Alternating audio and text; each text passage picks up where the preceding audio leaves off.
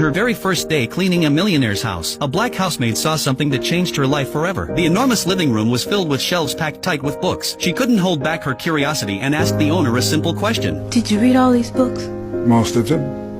Why? His answer made her realize something powerful. Knowledge could truly change a person's destiny. That night, when she got home, she turned off the television. She sat down and made a learning plan for her children. She told them they had to finish 2 books every week, and on weekends they needed to write a report about what they had read. If you use that time to develop your God-given gifts, wouldn't be long before folks was watching you on TV. Those words sank deep into her son's heart. From then on, a boy named Carson studied late into the night, but even with all his effort, he was still at the bottom of the class. When his teacher asked how many questions he had answered correctly on the exam, he whispered, "None." The classroom erupted with laughter. Carson lowered his head in shame. Every day after school, he avoided his classmates so he wouldn't face their stares, but the teasing never stopped. Finally, he lost his temper and got into a fight. He was sent to the principal's office. When the principal demanded an explanation, Carson said it was an accident, but no one believed him. The principal pulled out his report card and handed it to his mother. It was filled with nothing but D's and F's. He warned her that if things didn't change soon, the school would have no choice but to expel him. On the way home, Carson was overwhelmed with guilt. He promised his mother he would never fight again, but when it came to grades, he wasn't so sure. He had already tried his hardest, and maybe his classmates were right. Maybe he really was dumb, but his mother looked him in the eyes and said firmly, "You're not dumb, my son. You are smart. You just haven't used your intelligence yet. But if you keep these grades, you'll spend your whole life scrubbing floors in a factory." Her words shook Carson to the core. He vowed to change, to prove himself to his mother. Yet no matter how hard he worked, his grades didn't improve. Then one day, his mother noticed something strange about the way he read. She soon discovered the truth. Carson was severely nearsighted. She didn't hesitate. She broke open her savings and bought him his first pair of glasses. For the first time, the words on the board came into focus. For the first time, his eyes locked onto the pages of his books. Slowly, his grades began to rise. The day he finally passed an exam, his mother's joy was beyond words. From that moment on, Carson started to love learning. He read late into the night at the library. He read in his dimly lit bedroom. He even read in the bathroom at home. Anywhere he could, he studied. Soon, his grades improved dramatically. When he brought home his very first A, he rushed home after school, eager to share the joy with his mother. But she told him calmly, "If others can do it, you can too, and you can do even better." Those words became his driving force. Carson pushed himself harder than ever. The first time he stood at the front of the class to be praised by his teacher, he felt something he had never experienced before. It lit a fire inside him. As time passed, his hunger for knowledge only grew. He became fascinated with everything, even a simple pebble on the ground. His curiosity drove him to read every book he could find about rocks. That curiosity paid off one day in science class. The teacher held up a black stone and asked if anyone knew what it was. The room was silent. Then Carson raised his hand. "It's obsidian," he said, and went on to explain how it formed. His explanation was so detailed that even the teacher learned something new. From that day on, his classmates saw him differently. After class, the teacher showed him a microscope.